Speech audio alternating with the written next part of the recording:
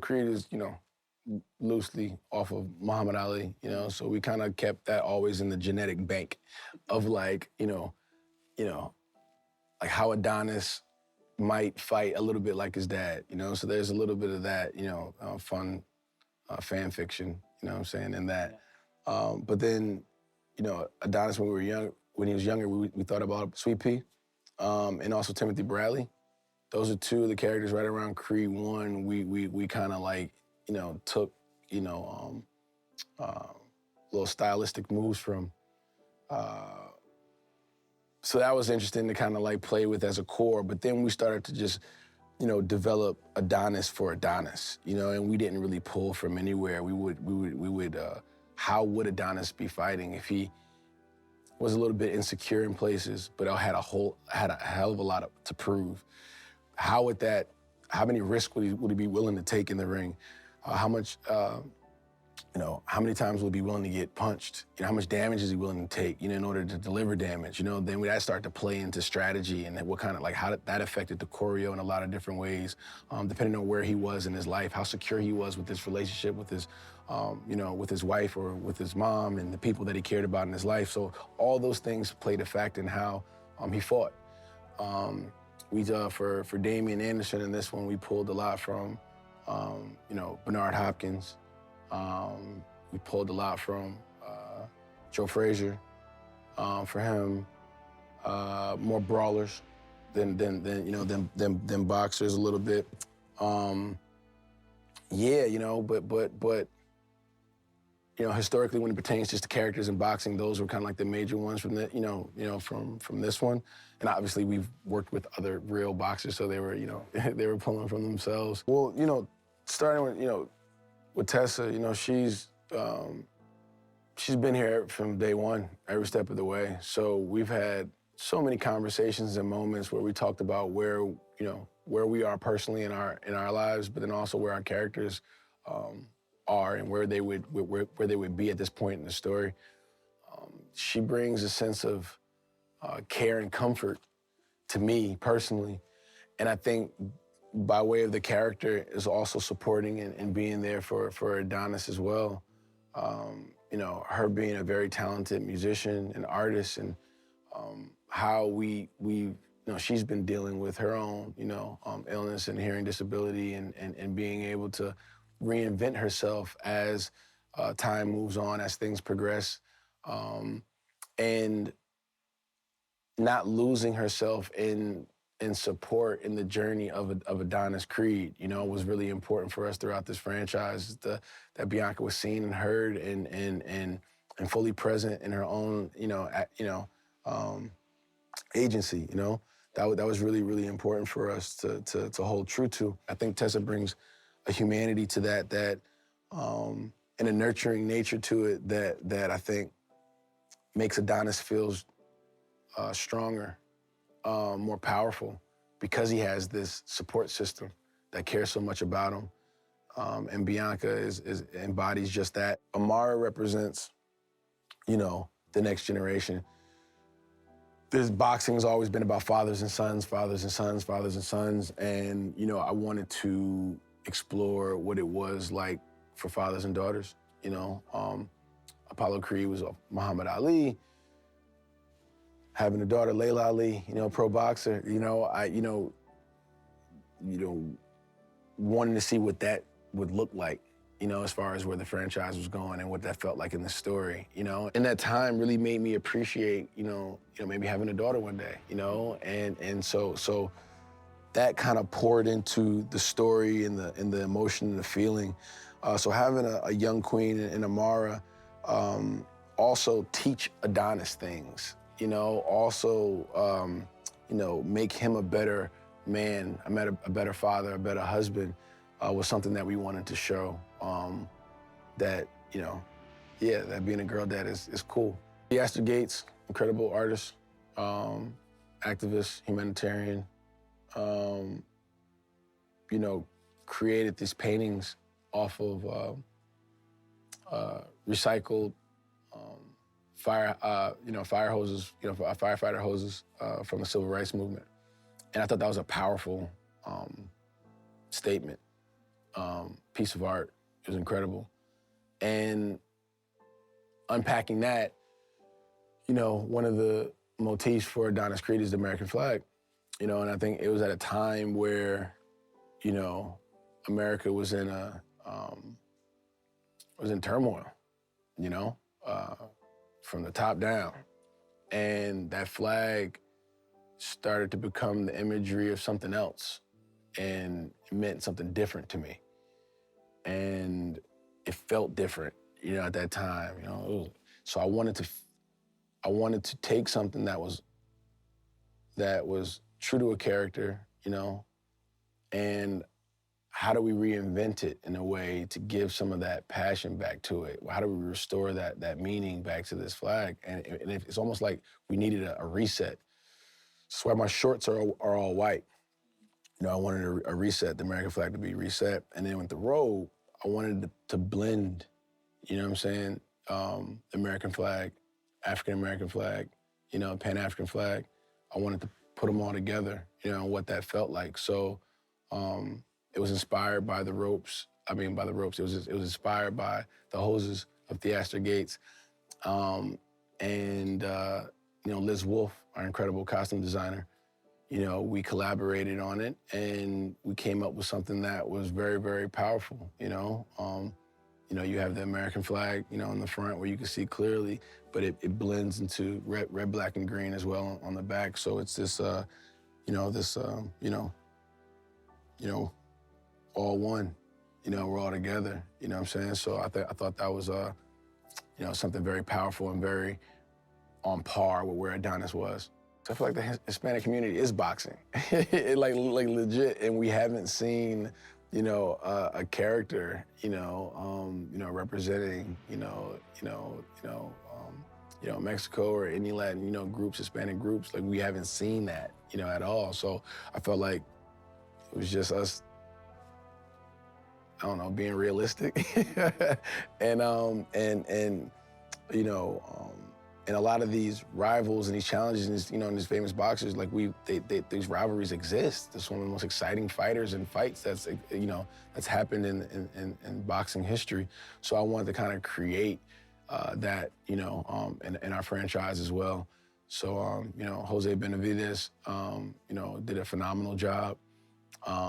And Felix as a character, I think, represents a lot of fighters out there that were given opportunities and chances and executed off of those, you know what I'm saying, and became world champ, you know what I'm saying? So I thought that was a great thing to see, and hopefully people tap into it and want to see more of them. I think this is a movie to see it on the big screen because, I think there's so many things in our movie that will feel and look better on, in the movie theater. You know what I'm saying? Like the fights, the action, you want to see that up close and personal. You want to feel, every punch. You want to hear every, impact, every drip of sweat, drop of blood that's coming out, off of our bodies in this fight. I think the big screen just lends itself to that, to the scope of the movie. I think this is a movie that will, make you laugh, cry, cheer, sad. It's a four-quadrant film. You learn things about a character that you thought you knew a lot about. So it's education. And I want you to, walk away feeling good. This is a movie that I want you to go home and think, man, that was a ride, and also reflect inward on yourself and how can you be better, The internal growth, I think, is at its acme in this for Adonis. And so, as an actor approaching it, you look at the hero and what is the hero's journey and where is he going, And again, through conversation, we knew that this was going to be an intimate story about these two men, not this one guy coming across this man, but these two men and their own stories, their own legacies, their own dreams colliding and actually colliding. And so, yes, it is more intimate, but the saga of it is epic. You know, it's Greek. You know what we're discussing. It's tribal. You know, there's social and blood currency, you know, within these two individuals, and so it is different in that way, and it is smaller in that way because it's something that we all deal with. You know, every human being deals with that. You have a sibling, and you know, by blood or maybe just by relationship, which is the case of Damien and Donnie. The event that breaks us apart is actually, ironically, a moment of contaminated collaboration. You know, when people see the film, you'll see that this is actually two people really trying to love each other, and one overplays the hand. And because of the society they're in, because of the actions that they took, and because of their age difference, the elder, Damien, ends up having to deal with the penal system and goes to prison. But the event of it is essentially a big brother sticking up for a little brother. That is all that happens. That's what happens. A little brother gets in trouble, rightfully so. Big brother goes in and tries to clean it up. And in doing so, they both get busted. They both get in trouble. But the older brother has older consequences. And that puts Damien in the penal system. He's in prison 18, 20 years. While in there, he holds on to the brother love that he has between him and Donnie. One of the things that they muse on and dream on and kept them afloat, you know, when they were in the mud of poverty, of foster care, etc., at the Jeff, was this dream of the rumble in the jungle, you know, Ali and Foreman. And they had that image, they had that dream, they shared that dream. And boxing for them was their ticket, and they were both incredible boxers. Damien, the stronger boxer, the older boxer, teaching the younger boxer, his younger brother, how to fight, you know, and ultimately how to survive. So that dream and that relationship is held on to by Damien when he's incarcerated. The rumble in the jungle, getting to Africa, these are things that in my script I went, that's what this moment is, that's what this moment is, that's what I'm fighting to get, that's what I want. And yes, while in there, he keeps his bond with Adonis by watching him work and watching him grow, you know, and essentially live the dream that they together used to dream. That also leads to the adversarial spirit. You know, this, imagine in prison you have this fear of missing out, of course. But then what happens when that's just what it's gonna be, you know, and you have to watch someone that's so close to you that understands your emotional connection to life, that understands your modus operandi, and you watch them model that and succeed in that without you, you know, it can breed resentment. The thing that separates Damien from, I think, the other canonical adversaries, one is that this script gives the opportunity for us to learn the villain and understand the villain. And in doing so, I had the gift of empathy, you know, and you have that primarily because of the relationship between Adonis and Damien, that these guys, from the beginning, when they're boys and when you see us as men, you know these guys have a brotherly love, you know, like, and it's deep. You know, it's that friend. But the thing that separates Dame from, I think, all the other guys would be that his beef is historical and emotional. But the battle for Damien continues. And it's not until he's in the locker room, because his battle is, he just had a few more a few more adversaries, a few more ghosts to defeat. There's a acknowledgement of one's pain and history and that shared history, and ultimately himself, you know. And he has to acknowledge who he is and what he's done. And his brother, Damien, his brother Adonis also has to acknowledge it. And in doing so, they heal each other. Yeah, I mean, the film is interesting because the physicality is such a instrument of the storytelling. And so there's a level of entertainment and there's a level of verisimilitude that we have to hit as a team.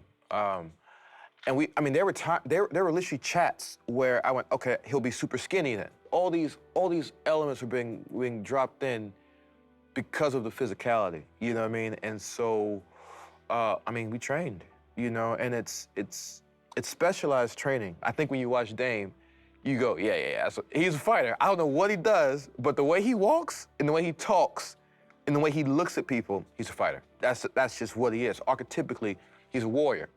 There's an intensity to Damien, you know. I remember the first time me and Mike got in the ring to do it, you know, Clay pulled me aside and said, hey, you know, we don't have to go, you don't have to go that hard. You have to, that's the only way I know how to go.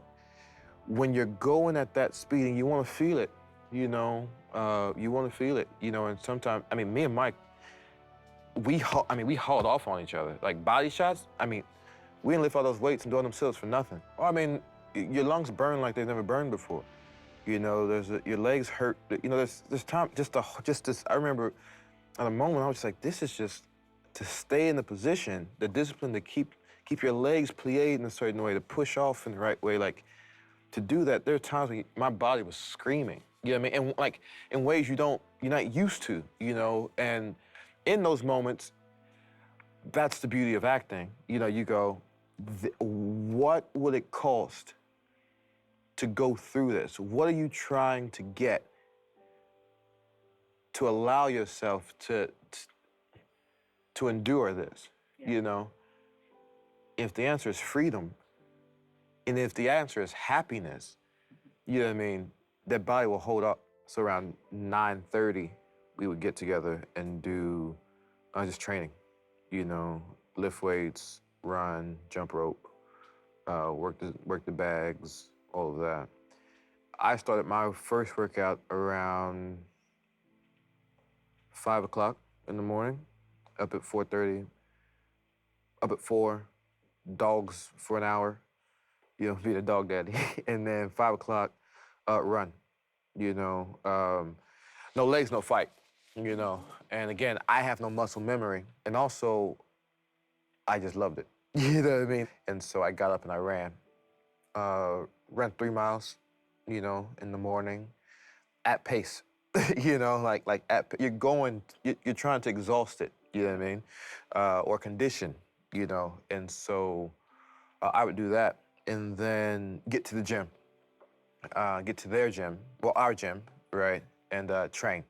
Sometimes I was with Clay, sometimes that was just me and Mike, you know, again, running, going through choreography, shadow boxing with weights, you know, to build the muscle, you know, or condition the muscle. A lot of core work, you know, shirts are coming off, you know, so it's gotta be right, you know, there's that element to it. And then from there, there'd be script work or something like that, and then irregardless of what the day was, I would then go to my other gym, you know, in East LA and train. And that's when I would do what I felt I needed to do to be the best version of myself to play Dame, you know? So it's bench press, you know, a lot of prison workouts, bench press, squats, curls, bench press, squat, curl, bench press, squat, curl. More weight, more weight, more weight, more weight. Build the body out, build the body out, build the body out, build the body out. Cardio, you know, hard cardio, you know, pull-ups, lots of pull-ups in the film. My take on it was everything my brother, director, and friend asked me to do, I was gonna be able to do, you know.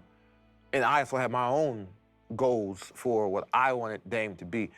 Dame also represents to me, I have so many friends and family members who have been incarcerated. So many dreams that have been shut up and locked down, you know? And so I felt I had a duty to represent those folks, And what would you do if you had the chance to exonerate yourself? Nothing would stop you. You know what I mean? And you would lose your mind if somebody said, you don't have to lift the real weight, you can lift the fake weight. No, no, no, no. We're lifting the weight. I done trained for 4 months to get to this moment. We're doing it. These ropes, I'm climbing them. You don't need to do that. I'm climbing these fucking ropes. You just don't want to get busted. Especially when you're playing someone that exists. That man exists. There's a reason why I changed his last name to Anderson. And they allowed us to change, the name to Anderson. That's my my maternal grandfather's last name. I think the value is that, here's a guy who, against all odds, made his way out after being put down. This man was put down and forgotten, and the strength of the human spirit, he was actually imprisoned. Actually. Not metaphorically, actually. You know what I mean? Yeah. But then, of course, the literal incarceration leads to a figurative incarceration of his mind. And he frees himself. He frees himself. That's the takeaway. Keep punching. You know what I mean? Keep punching. Get up. Keep punching. You got two people to root for. As you said, you got two people to love, which means there's two journeys that you've understood and two avenues of potential catharsis. And that's all we need. That's all we want. That's all. What do I want people to take from the film? Catharsis. As a director, I've not felt more taken care of as far as the world building, as far as the understanding of the music of the film, what part I was playing.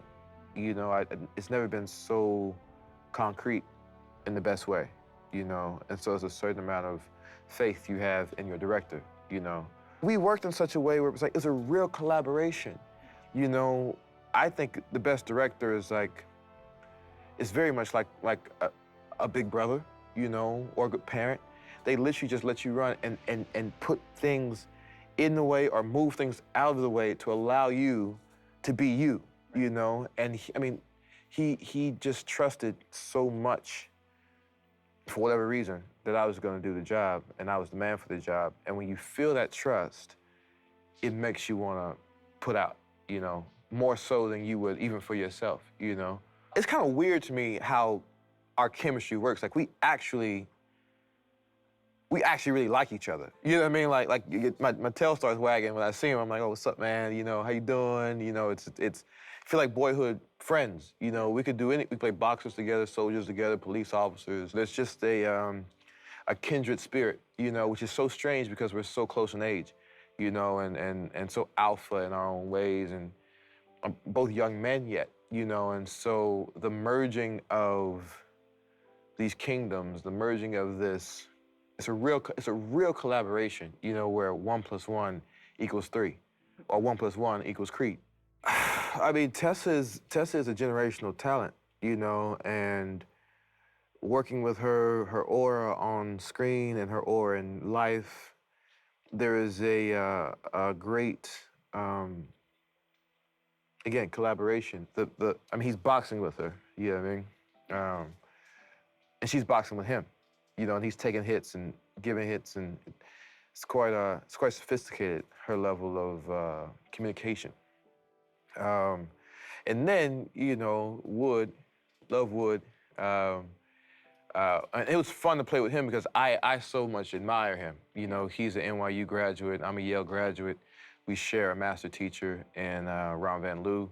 We got to joke about that. We have similar trainings, both East Coast actors, But to be the adversary to his camp was great.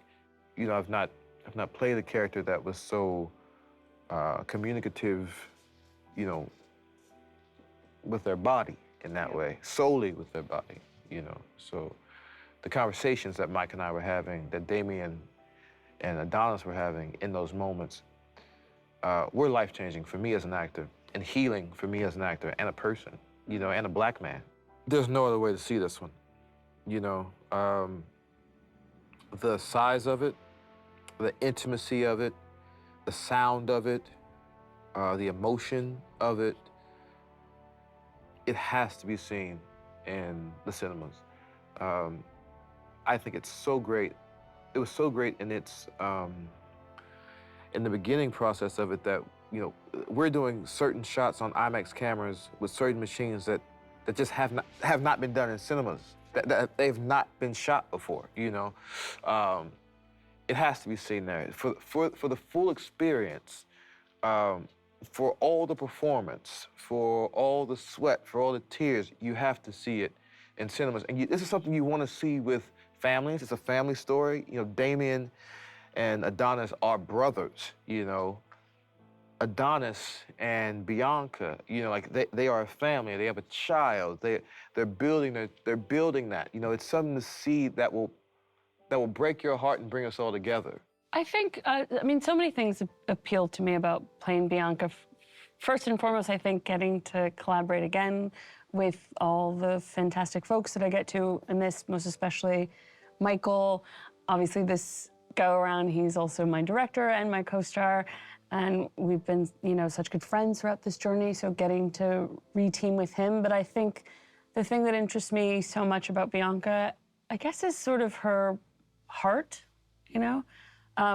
These films obviously are a lot about family, and I think the ways in which she prioritizes family, what they mean to her, and also, you know, throughout the course of the films that she's constantly trying to understand sort of who she is in the world, who she wants to be, and you know, her art and her dreams. And I think those are things that I certainly relate to, and I think so many viewers do too.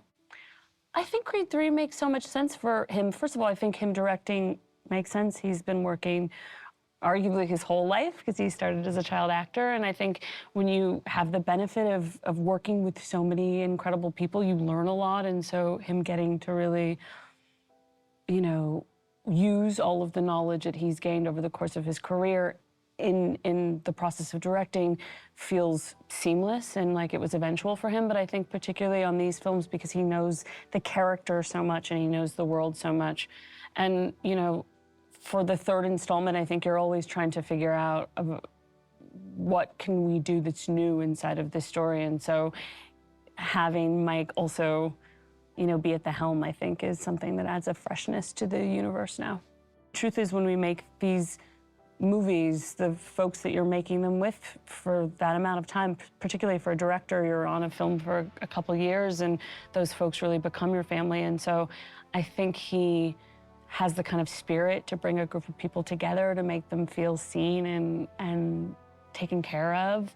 And then I think he's incredibly disciplined. He's always been with these films. It takes a tremendous amount of preparation with the physicality especially, but getting to see him sort of take that spirit of approaching the work in an almost athletic way, to take that into directing, was just an honor to get to watch.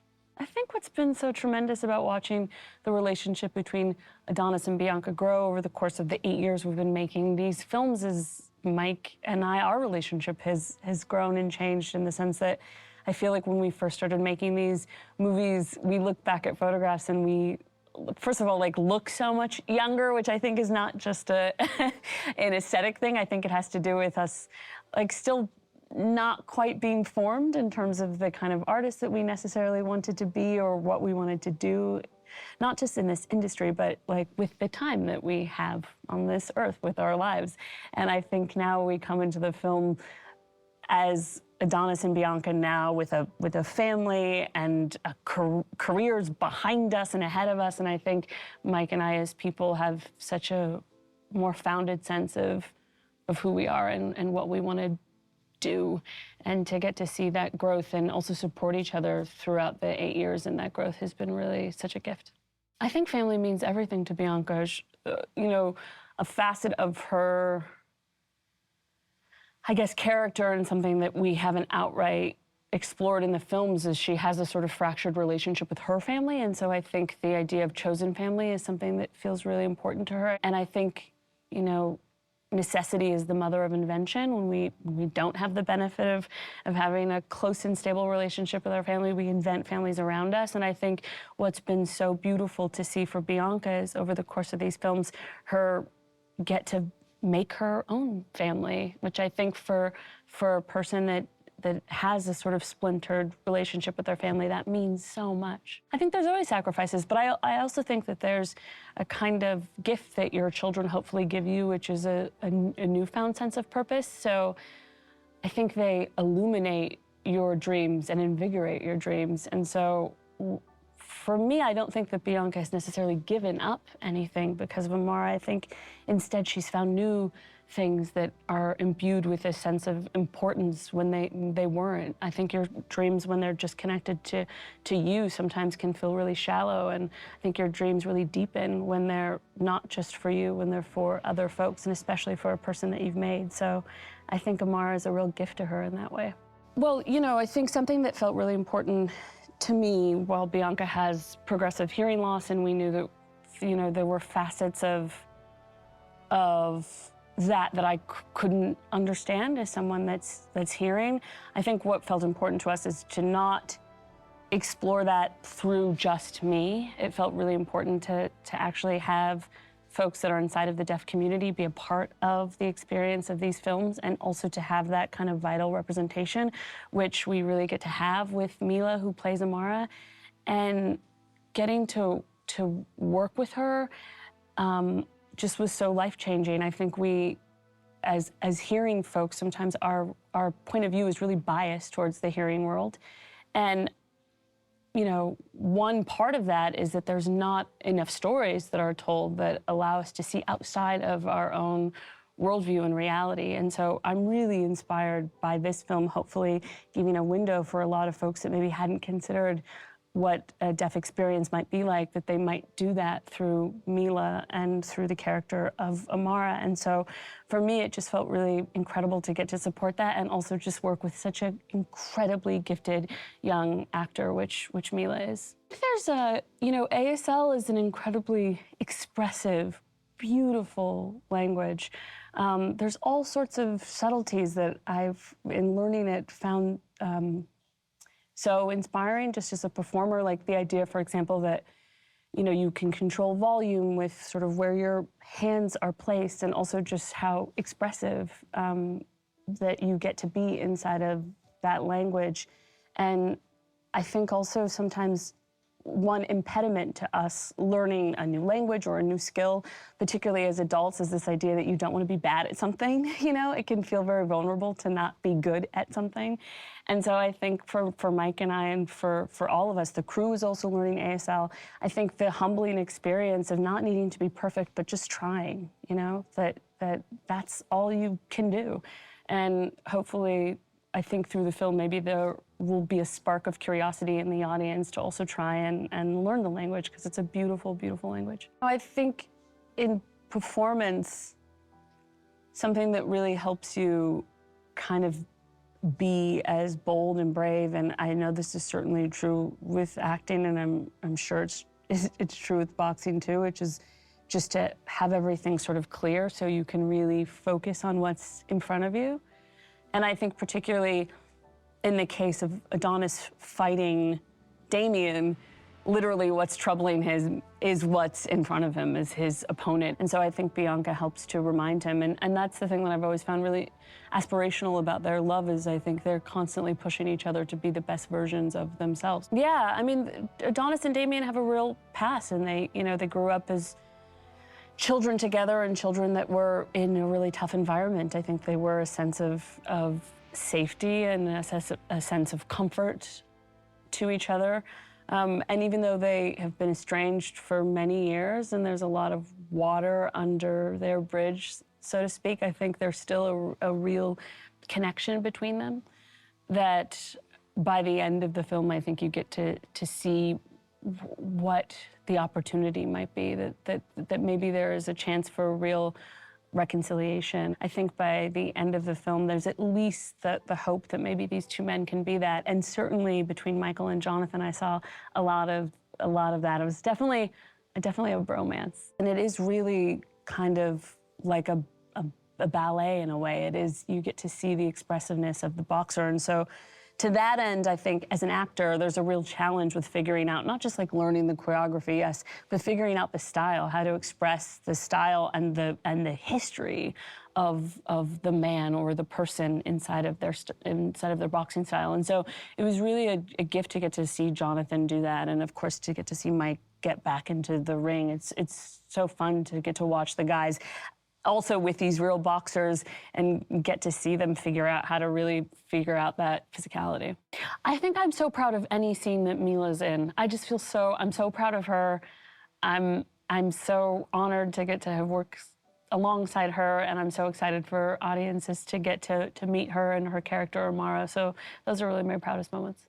Well, I was so grateful that we got to actually hang out and spend some time, Amara and I, and Mike too, and just be together, and I got to spend time with her mom and her family. And so I think by the time that we were shooting, there was a real comfortability, and also getting to learn from her, you know, getting to have her help with all the ASL, but just in general, learn from her fearlessness. And, you know, I think anytime you're watching someone newly do something, you also think about when you were first learning. And the truth is, like, we should all be learning all the time. So I just, you know, it was such a gift to get to work with her. I felt so excited. I think also playing her mom, I just felt like such a stage mom watching her do so well. Like, I'd just be across from her in scenes being like, she's killing it, you know? So I don't know, it was nice. I hadn't really had that experience. I mean, obviously, I'm proud of my scene partners. When someone does a great job, it feels good and it makes us all look good, it's great.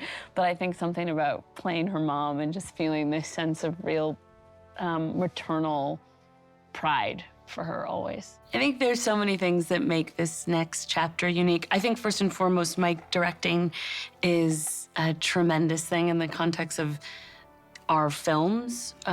You know, we've done so much work to sort of build these characters and their journey, and so much growth, I think, you know, between all of us collaborators. And so for him to step in to the directing chair for this one, I think makes it really special.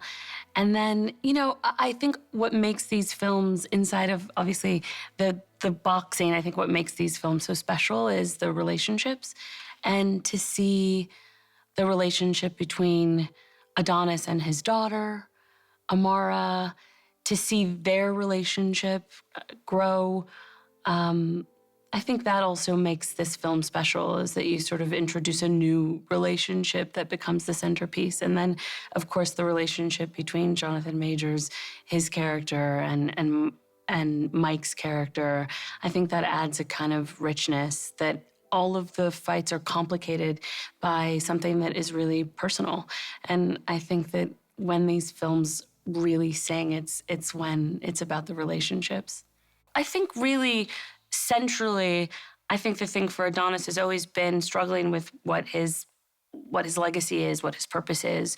And, you know, the very thing that Bianca says is trying to impart to her daughter, which is, it's not enough to just, you know that you want to fight. You want to know why you want to fight. I think the same is true for Adonis, that sometimes he's compelled so much by this outward idea of what success looks like, and he's not always focused on what is internal.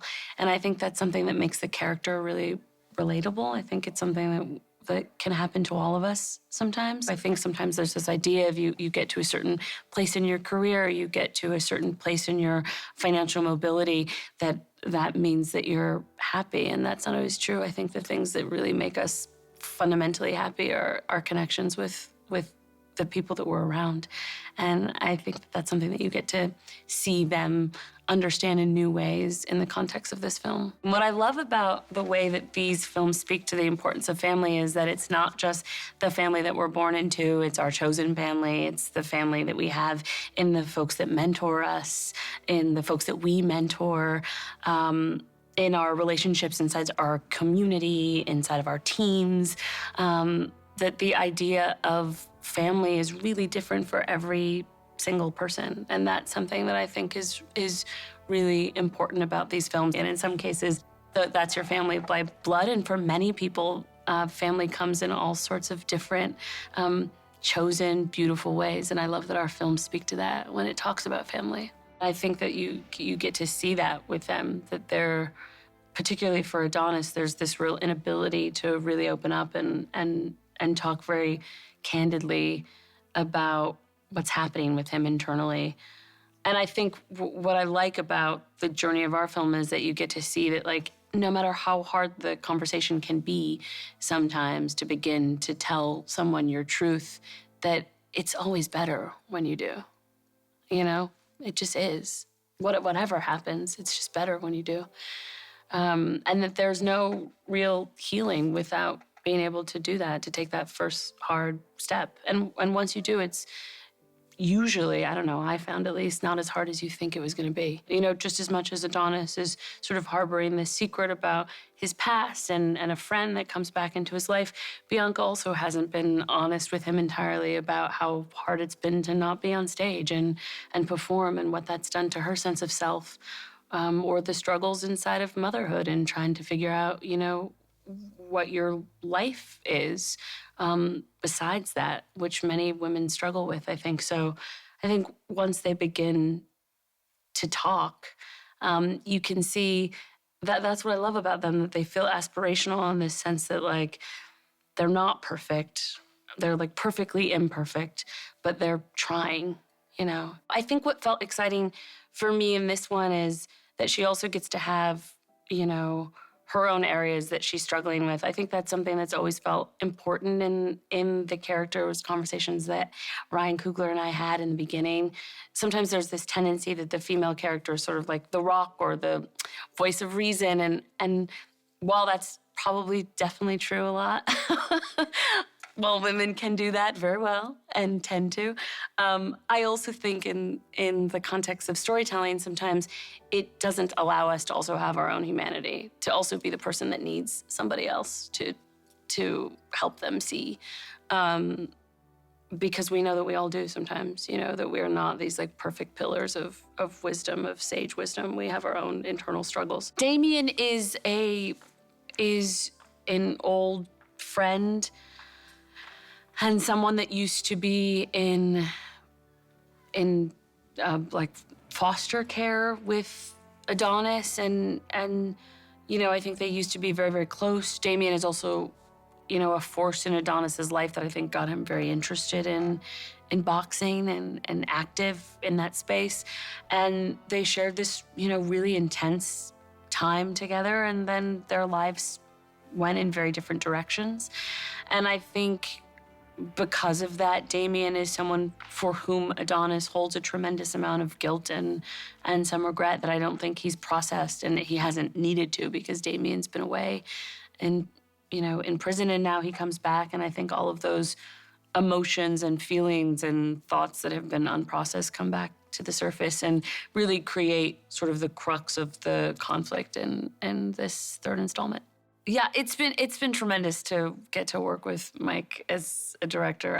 You know, I love him so much. I think a relationship between an actor and a director at best is one that has a tremendous amount of trust and respect and admiration, but certainly trust. And we have that in spades just because we've been working together for so long and we know each other so well that there's this sort of unspoken understanding. And then it's just been really fun to watch how seamless he is with it, that he could be entirely in a scene. My favorite thing is that sometimes he won't yell cut.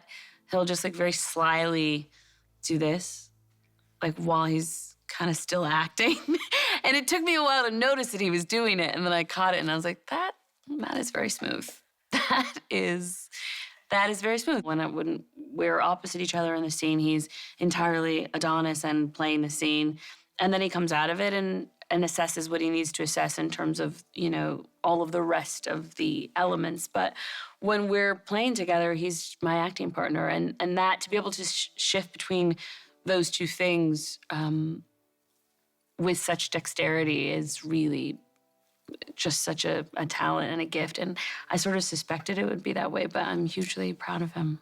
I think he wanted the world to feel really big while also maintaining the sort of intimacy between characters that makes the film so special. And then, he has a relationship with so many of the heads of department from having made the last one with them, whether it's Kramer who shoots the film or, Heathcote who operates or Liz Wolfe who's doing the costumes. And again, I think to have such a level of trust and a shared language and lexicon, it just makes things, I won't say easy because making films is never easy. There's always challenges, but there's a richness to the relationship and there's a kind of trust there. And I think when people feel like they're trusted and they can trust the folks that they're working alongside, you can take big swings and big risks. And also you just work harder because you're just like happy to be there. I don't, she's everything. And getting to work with her and also to see her move so seamlessly and for this to be her first big film. And she was just so natural,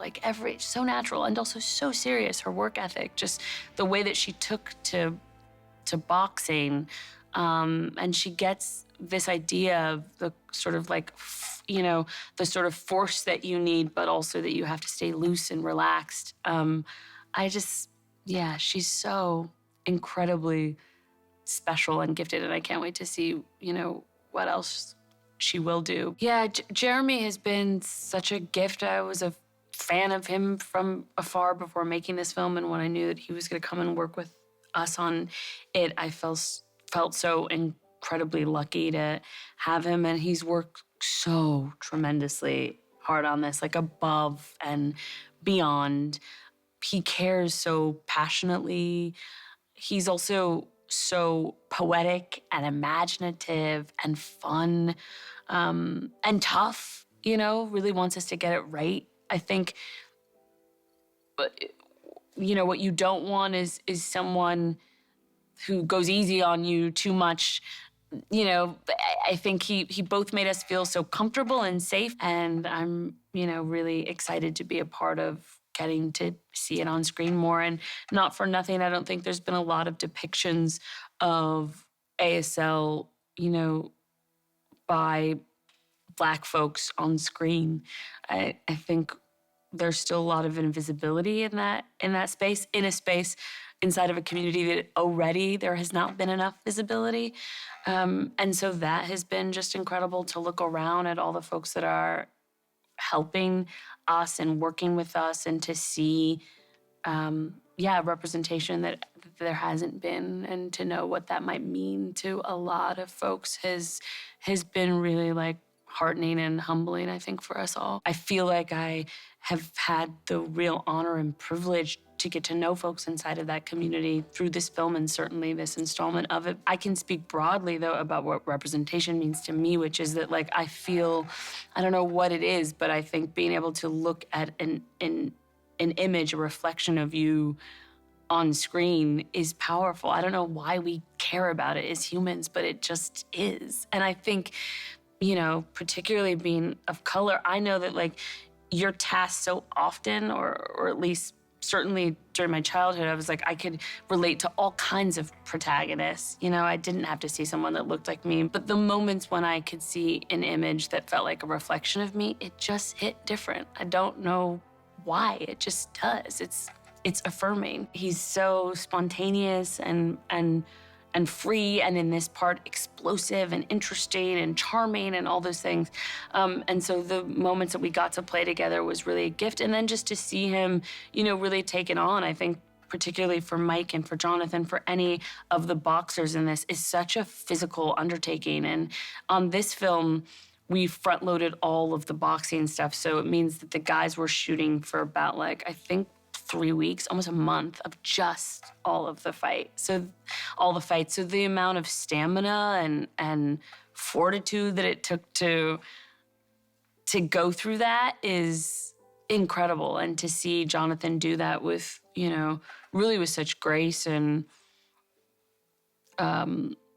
seemingly so much joy. He seemed to have so much fun. Oh, it was so fun working with Jose. And he really, it's so incredible to watch the boxers come in and work on these films. That's been one of the pleasures of working over the last 3 is they come in with their own sense of authenticity and story. And it's so interesting to watch them enter a new space, because obviously they know The Ring so well, but The Ring in the context of a film is a whole other thing. I'm still so excited and in charmed disbelief that we get to make a third one. I think when we first started the first one, we didn't know what these films would be, and now that they're their own franchise and standalones is really I still relish that. I think getting to see these characters in another stage in their growth, getting to see these new incredible characters inside of our film that are all so wonderful. Their performances are really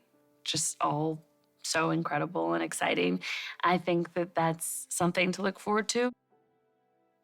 Well, I feel like people will watch this film, especially those in the deaf community, and will say, look what this character went through. I went through the exact same thing. And so often deaf people are pushed aside or forgotten about, but we go through some really tough challenges, but we can still get through it. Even though it's hard and we have to struggle and fight, we can do it. And I think other people will notice that and say, deaf people are really our equals. They go through the same things we do.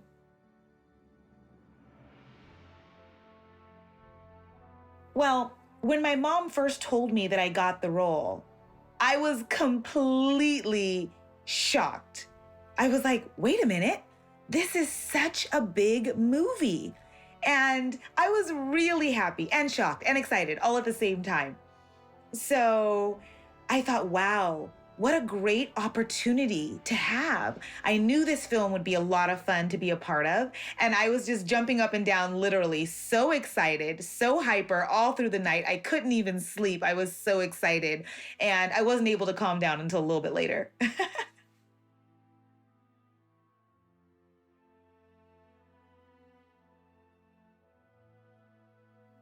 When I first arrived on set, I was really nervous.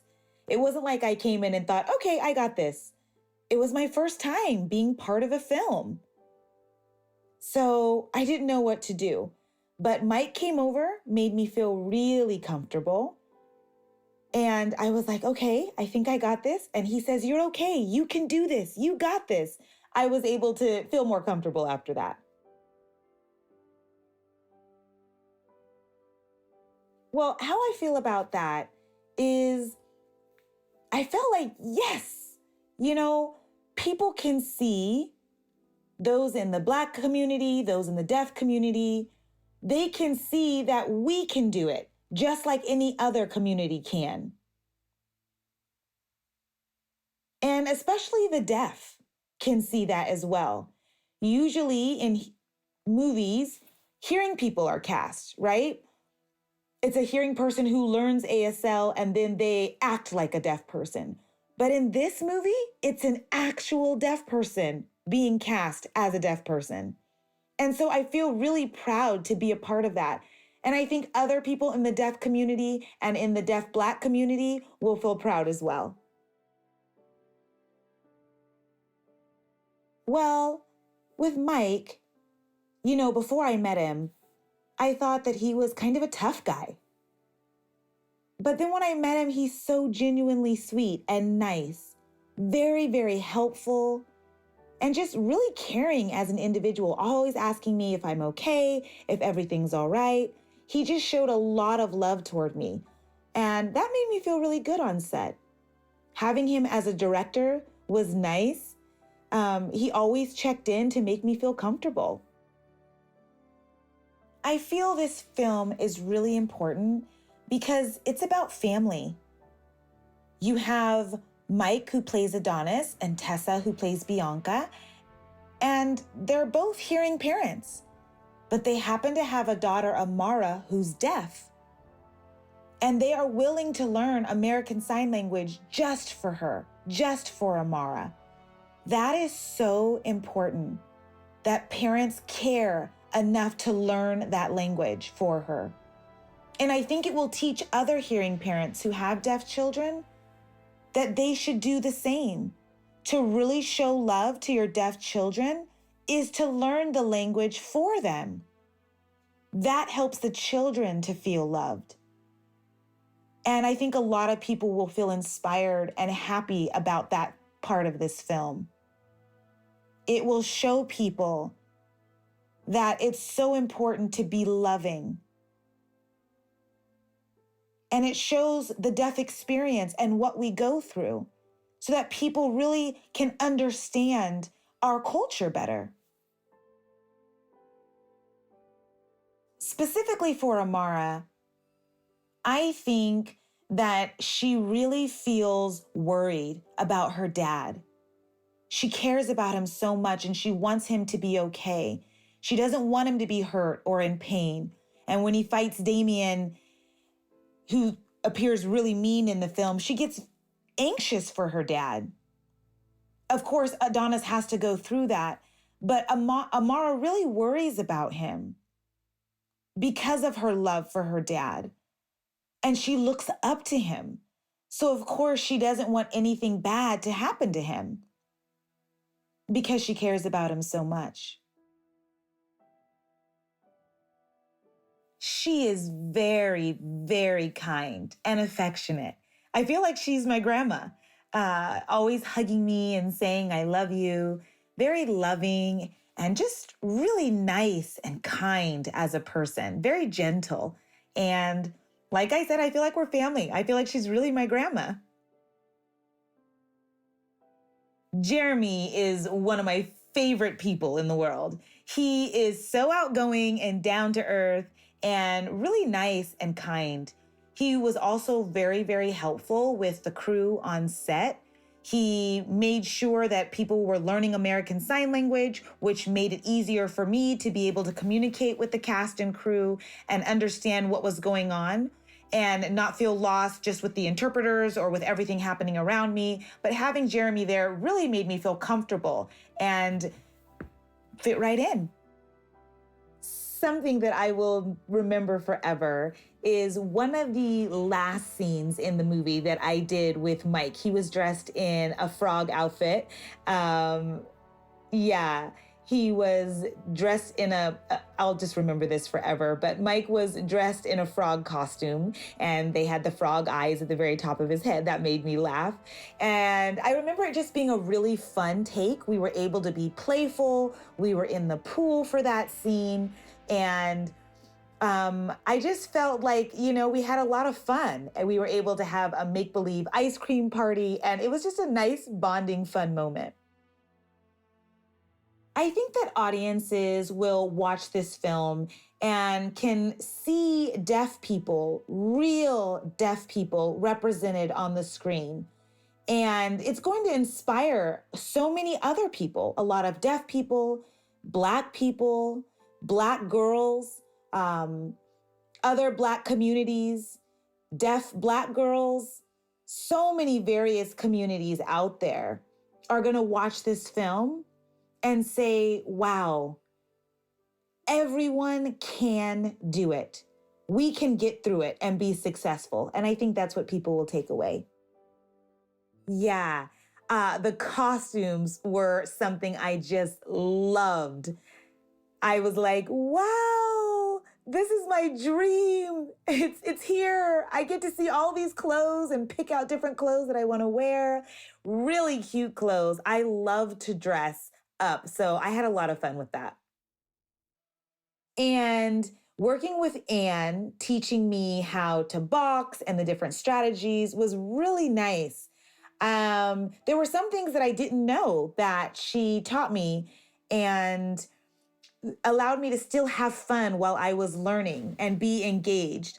Clayton also gave me some boxing tips as well. So I just loved it. It was a lot of fun. Adonis Creed is a boxer who had a kind of an unlikely story in terms of finding his way to the ring professionally. He's been wrestling with his own personal identity, and we've seen him wrestle with that identity and the legacy of his father and the fire that kind of burns within him over the course of 2, now 3 films. I think some of the themes that we explore through the character of Adonis are legacy, identity, the idea of self-determination. I think class struggles, are something that we explore through Adonis. He's an African-American character, a Black character in the world of boxing. And I think that it's crazy enough, it's not often explored, fictionally. So that's another element of it as well. The tone of this film has a very, there's a very exciting quality to it, but there's also a very reflective aspect to it. This idea of overcoming your own traumas, overcoming your own past and learning how to forgive yourself. That's something that Michael was very interested in. I knew from the moment that I met Mike that it was a matter of time before he would direct. He had a great understanding of story and an ambition to him. A point of view, a belief that certain stories should be out there and it should exist.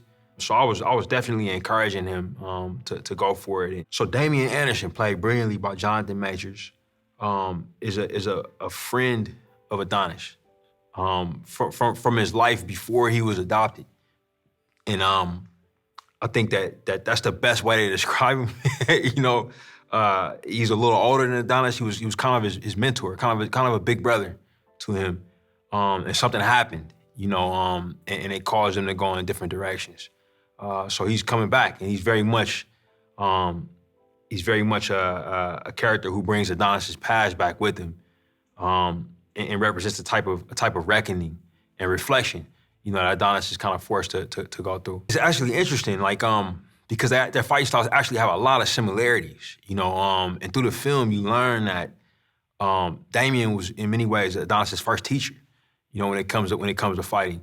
I think it's a big surprise for the audience. And so they actually fight, there's some similarities to how they fight. Damian does have some tricks that Adonis hasn't seen before because they've been apart for a little while.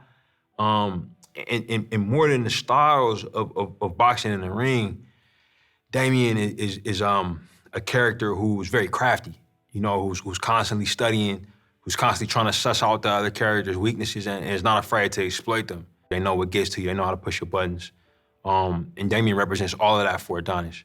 He knows things about Adonis that other people don't, that Adonis doesn't want people to know. He knows his secrets. And he also, because they're kind of like siblings, he knows how to rattle him, through mentally.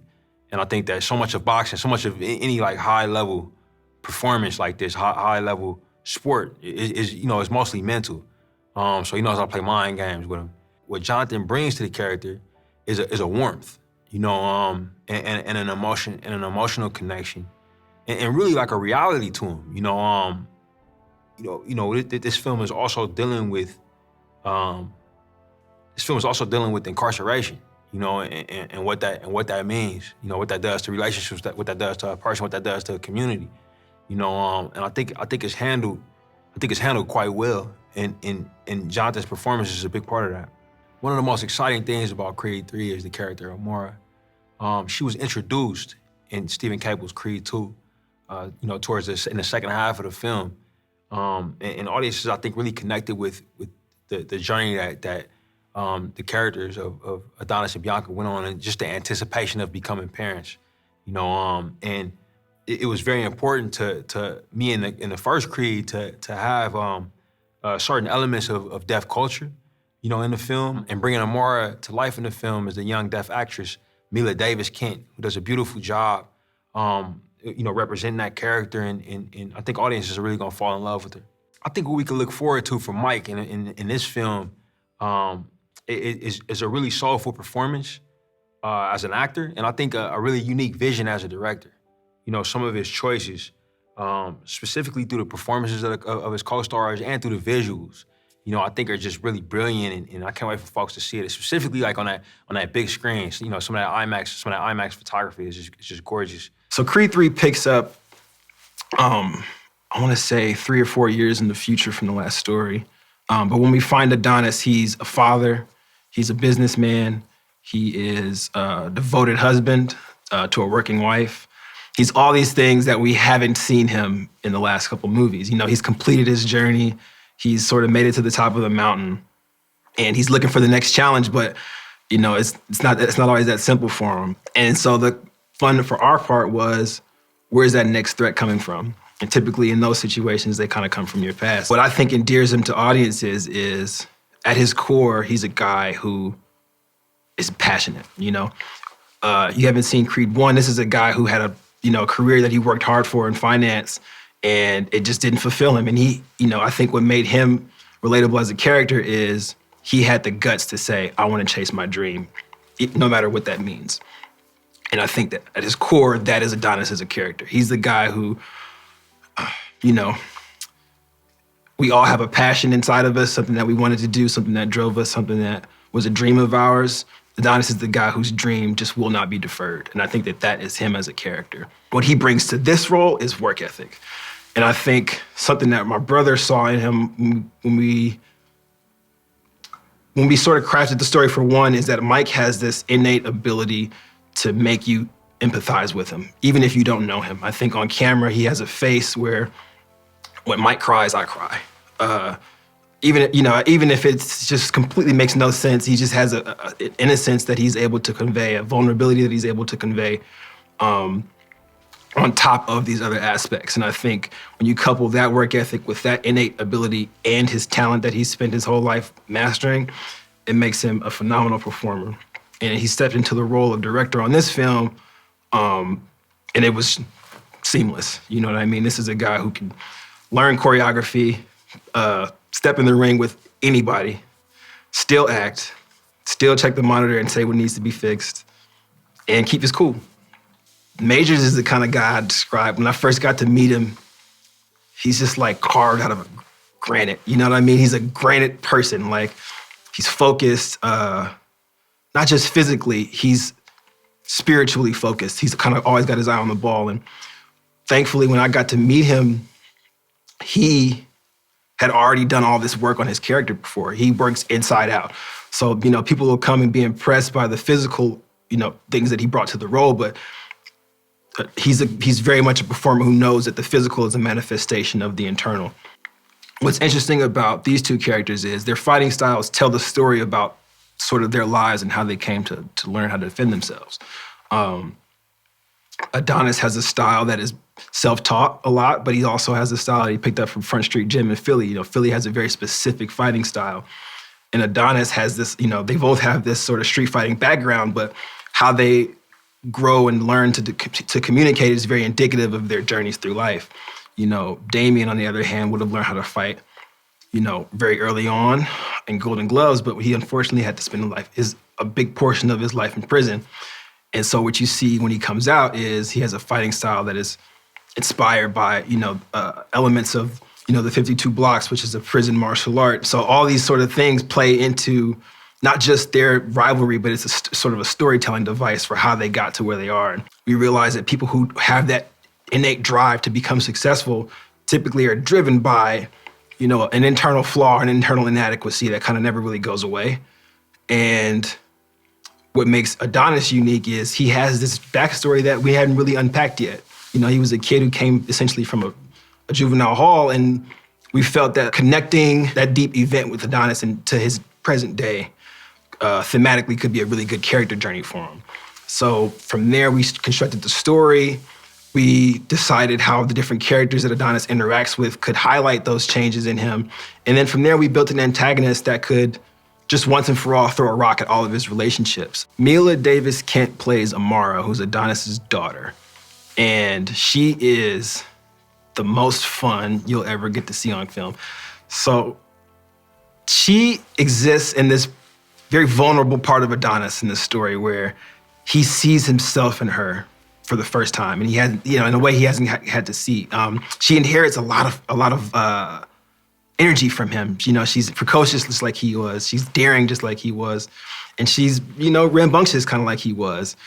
And I wanted to see a girl dad on film, just like Mike did, just like, you know, Tessa did, just like the producers did. Like, Mike got super excited about exploring the father-daughter relationship. And we found a performer in Emila, who just can bring out that like true, authentic sense of fatherhood and protection and care and investment that you see from Adonis. And I think that is what makes the character so unique, especially in this saga.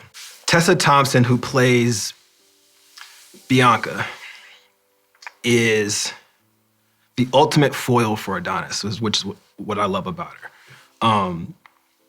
But in this story, we wanted to sort of challenge their relationship and challenge their attachment a little bit more. What Tessa does so well is she's so formidable in her scenes with Adonis. She always makes him feel like he has to be better. You know, that's a quality that I think Tessa brings to the character. It's my hope that people see this film and it gives them the courage to go have some difficult conversations. And I think with this film, we were really adamant about, we wanted to add to the Creed legacy while also recontextualizing some of it. And I think that the biggest thing about this film is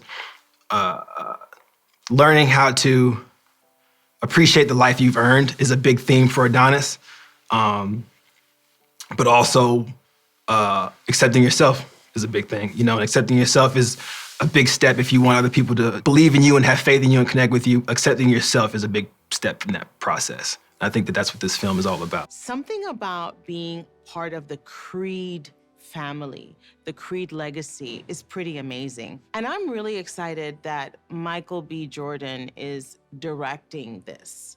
And, you know, you always remember your first. So for me to be part of the first group of people that he's directing and that he entrusted me to come into this family is pretty amazing. Yeah. I love that this film touches on the idea of family. What is family? And all the different aspects of family. So you have here Adonis, and it's almost like he branches out to his boxing family, and then his past. You know, it's like this beautiful mix. It's so layered. And I love the complex family dynamics that exist in each of these different branches. You know, his relationship with Dame, that's, you know, a complicated situation. Who doesn't have a complicated situation in a family? So I love the idea of family, and this set has been that as well. It's been like a safe place, and it starts at the top.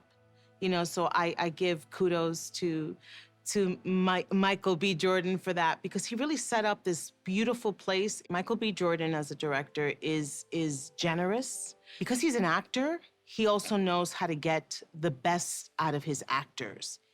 You know, I always say the best directors are those that understand actors. And you would think that's always the case, but that's not always the case. So it's not just about getting the right shot, which he gets. It's also about diving into each character and giving each person, each actor, the time. The time to, do you feel good about that? Do you want to do another one? Do you want to play?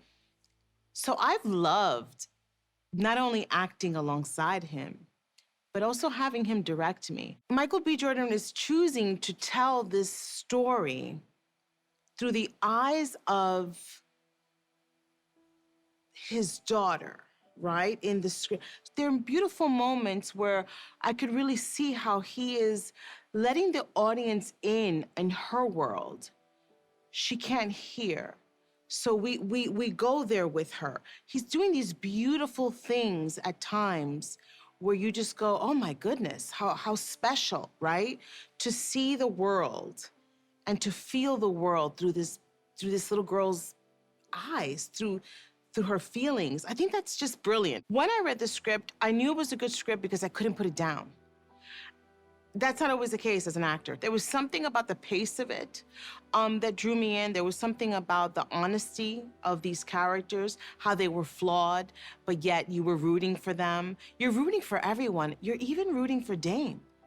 Like and that's kudos also to Jonathan for doing an amazing job, where you feel for this character. You hate him at times, but at the same time, you feel there's empathy. You can't help but understand his pain and understand that he was dealt really crappy cards, you know, and feel like he needs a hug. There's something about this script that really highlights all of these really complicated relationships. I loved the dynamic with Laura, with my character. She's strong. She's someone who has been in the boxing world. You know, this is not new to her. And her son is a champion, and she's fought hard for him to be here in this moment. She's a strong woman. She's soft when she needs to be, but she's tough. And I love that. I love playing, I love playing tough women. I've been known to play them. and I just love that. There's something about this script that honors the women as much as it honors the men. And that is something to be said, especially in a boxing film. You know, am I similar or different than Laura? I would say I have a lot of similarities. You know, I am a mother. I fight hard for what I believe in. I am a fighter in that sense, you know. Family is everything to me, you know. And in the Latino culture, that's also big, you know, just family and the idea of, you know, of protecting, you know.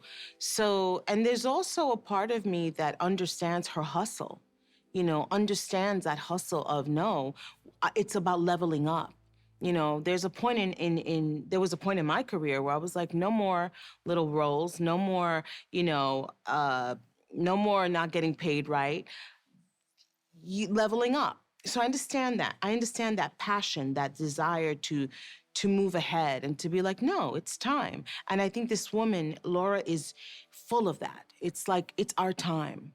And there is a part of me that feels like, no, it's my time.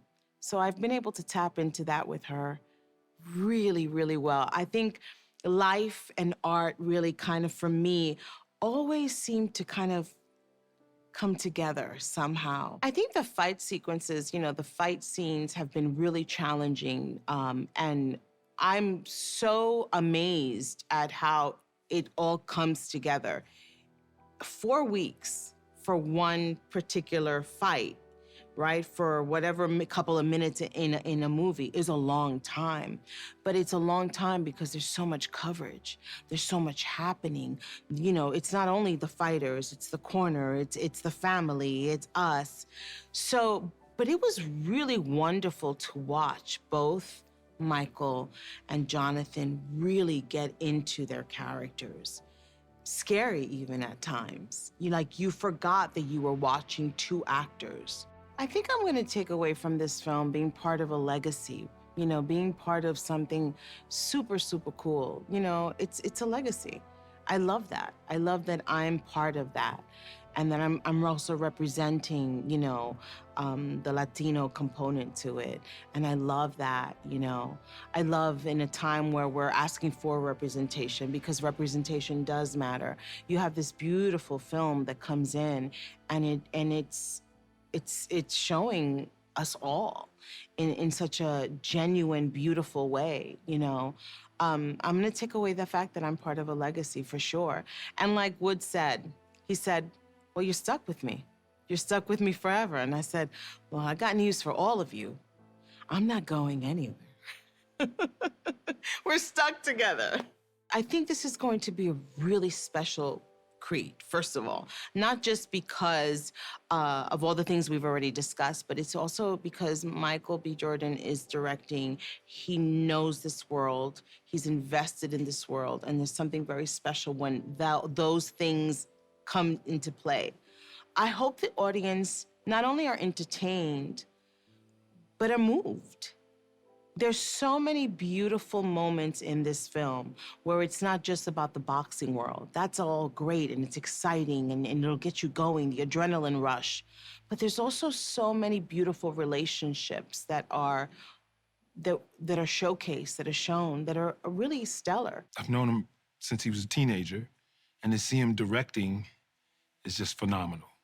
It's just phenomenal. And coming together like Christmas is perfect. Well, what's really great about Mike in directing this particular project, for his first big project, is he's so familiar with the characters, all of them, and he helped create this universe, this world.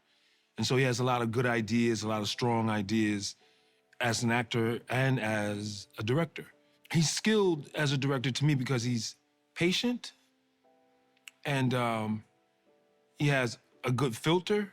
With Mike, it's just a supportive energy. Everyone's kind of chipping in to do what they need to do, the best they can do it, you know, without a lot of ego. Because Mike doesn't really present a lot of ego as an actor or a director, or as a person, generally speaking, you know. Yeah, he's very poised, confident. He and, I would say, Ryan Coogler, they have that in common. They're very young, and yet they're very poised and able to conduct themselves in leadership sort of role as a director around everyone. And even though they might be the youngest people on the set sometimes, they still conduct themselves with, like, poise. The brotherliness in the script comes through with regards to my relationship with Mike and a little bit his relationship with Damien, even though it might be a sibling rivalry or whatever it may be. You know, the brotherliness is there. It's not just happy brothers, it's also siblings who have different opinions and ideas. I think when Duke and Adonis become partners, it's sort of a natural progression. I think in the fight world, the people closest to you, you either make a partnership with them or you don't. And like I said, we have a kinship that's from our fathers. Yeah.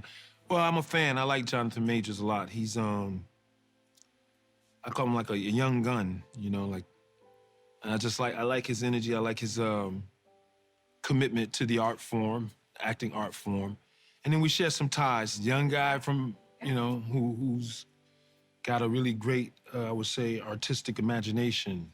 So that he applies to the work with some level of commitment, and it shows. I have a Hennessy cocktail recipe that I do. And all you do, you take, it's a Hennessy mule. You just take Hennessy, ginger beer, and lime, and you in business. The same way you can take ginger beer and whiskey and lime. So like a whiskey mule, you can do a Hennessy mule. Delicious and effective. I'm really proud to be playing the character that I'm playing because I'm playing myself, right? Which is kind of nice, and it's kind of a mind-blowing experience for me. I was just wrapping Jonathan Majors' hands a while ago, and you know, I told him that me being in this position is unbelievable. You know, from where I came from, where I'm at now, the people I've been working with, it's been phenomenal, and it's a mind-blowing experience. Our job starts in the dressing room. Once a fighter walks in, is we'll wrap their hands in theory so they don't break them. And there's rules and regulations on how to wrap hands, and you know, the rules you have to follow the rules. And then during the fight my job is to keep them in there as long as I can, to give them that one more round, basically to take care of them. You know, when I came on board, Michael was such a nice kid right off the bat, and I'm there spending him and I, wrapping his hands and kind of trying to put him into the mental game of our sport, right? Ryan Coogler, same thing. You know, I told Ryan, I said, look, man, if I see something that's not right, I'm gonna bring it up to your attention. I said, oh, please do that, right? But Michael, I'm wrapping his hands, he's just a cool guy. And I remember I told him, probably won't remember what I did. I told him, I said, look, if you ever change, I'm gonna kick your ass, you know? And so that kind of guy, right? And but we have a great relationship, and he knows, you know, that I'm here to support him every which way. So I love Michael. You know, he's a good kid, and he gives everybody heart and soul. And even though he's in the director position, because I'm wrapping his hands. And I said, Michael, let me ask you this, because I'm looking at it in the boxing view, because I wanted to make sure that it's done. I think it's a great storyline. I think they've established themselves for what's going to go on in the future, right? And I see that. I was talking to Cindy, and she's letting me know from Creed 1 up till now, and I get to see the vision, right? And I get to see what Michael's doing in preparation for, you know, something that comes further. But yeah, I think the layout is great. The storyline is awesome. The fight scenes are good. There's good guys, there's bad guys, you know, there's heartbreakings, there's happiness, but there's a great storyline. Mike had a very focused, solid vision of what this whole thing needed to be, of all the nuances, of all the little pieces of the beats we had to hit, and it's never wavered.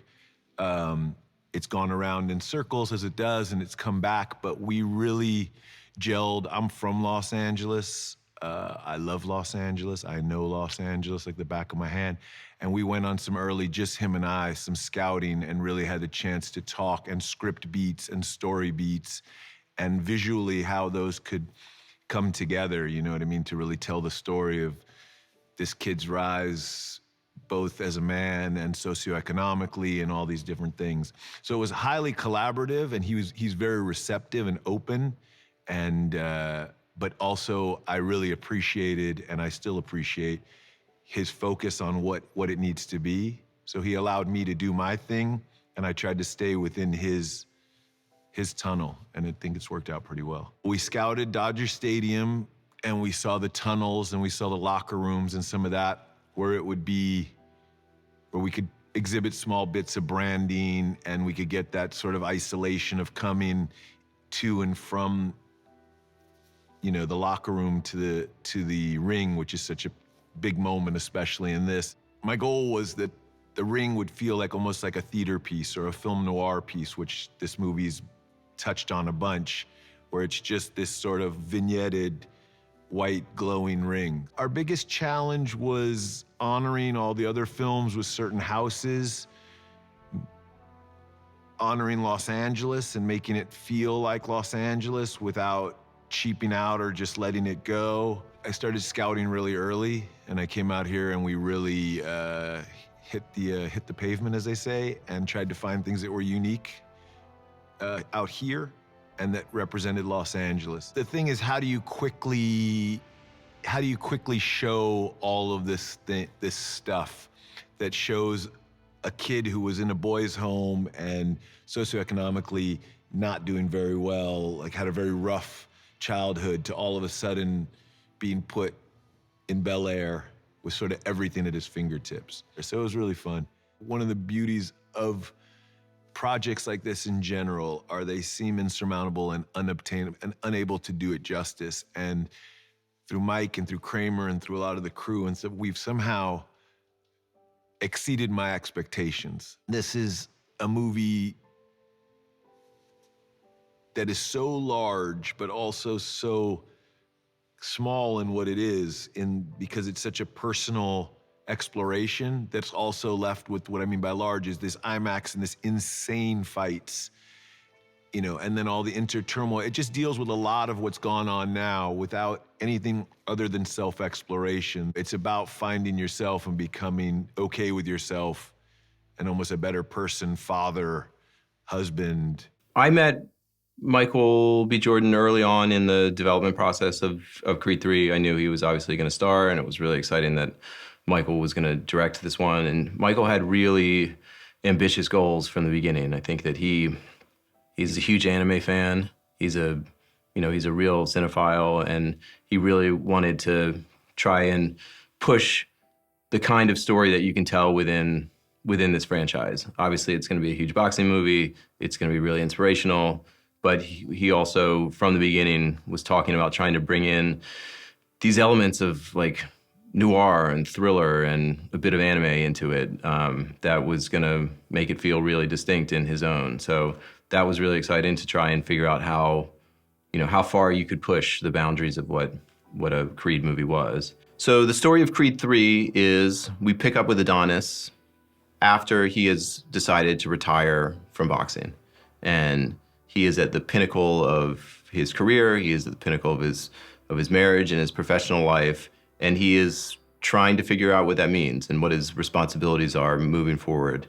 And into that moment of his life, a old friend, this guy, Damian Anderson, who's played by Jonathan Majors, gets out of prison and comes back to reconnect with Adonis.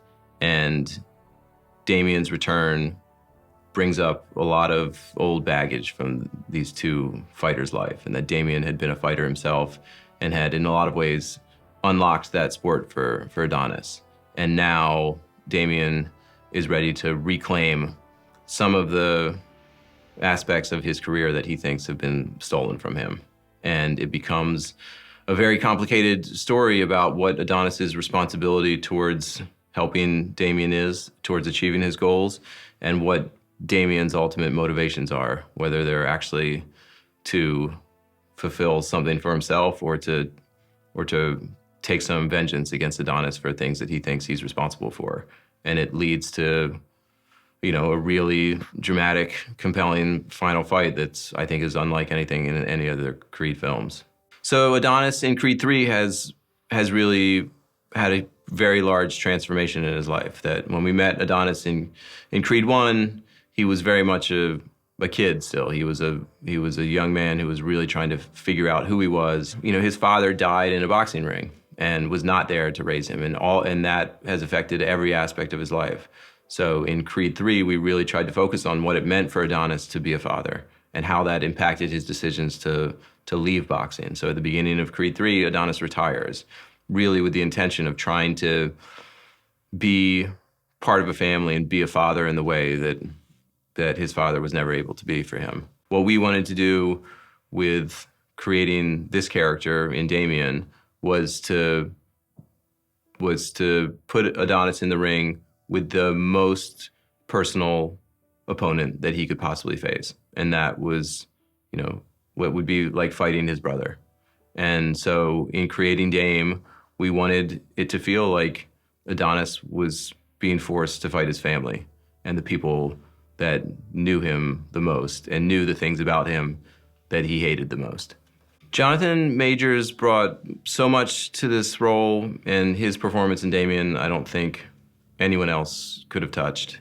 From the minute Jonathan walked onto rehearsals, he was already Damian, and he never really left that. Jonathan is, you know, I think is one of the most talented actors of his generation, and he's obviously such an incredible physical presence, but what is really special about him is how thoughtful and deep and emotional and surprising he is able to be. So I think Jonathan is gonna blow people away in this movie. One of our favorite characters in Creed 3 is Amara, who is Adonis's daughter, Adonis and Bianca's daughter, who is played by this wonderful young actress named Mila. And that was a very, very fun and very challenging part to write because Amara is deaf, and it was something that we were really interested in exploring, how Adonis would deal and cope and parent in an environment that he was not familiar with. But we were also incredibly sensitive and about how to portray that character in a really truthful way. And Zinzi Kugler was a huge inspiration in making sure that we had access to the deaf community in a way where we could really feel confident that we were capturing that experience in a way that felt authentic. And also those conversations always open up incredibly rich storytelling opportunities that feel specific and unique. We're really excited about the opportunity to explore this father-daughter relationship between Adonis and Amara, which felt really unique and different than the kind of father-son dynamics that are traditionally found in sports movies. And that I think it puts Adonis in a position where he has to recognize that his life in a lot of ways has been really shaped by strong women. That Marianne is obviously an incredibly huge part of his life, and someone who has really given him almost every opportunity that he has come from her, at tremendous sacrifice to herself. And Bianca has done the same thing. And for Adonis to start to see that in his daughter as well felt like a real opportunity to build a new important character in the Creed franchise. And I think that there's real opportunities of where Amara could go moving forward, especially if she continues to want to be a fighter. Tessa is incredibly smart and incredibly emotionally insightful, and immediately saw things on the page that one could be better, and also that she was, I hope, was really excited to play, because it was gonna, you know, we really wanted to try and give Bianca as much authority and agency in the story as Adonis has, and to really use this film as an opportunity to show the struggles in her life and to show how inspirational she's been in overcoming them. I think when people go to see Creed 3 in theaters and in IMAX, they're gonna have an incredibly visceral experience. That what we set out to do when we made this movie was to honor the legacy of all the Rocky films, of all the Creed films, but to try and take it to a new level. And this film has all the excitement, all the inspiration, all of the emotional power and suspense of everything you've come to expect out of a Creed film. Michael's cinematic vision as a director is really wide in scope, and it deserves to be seen in a really big way.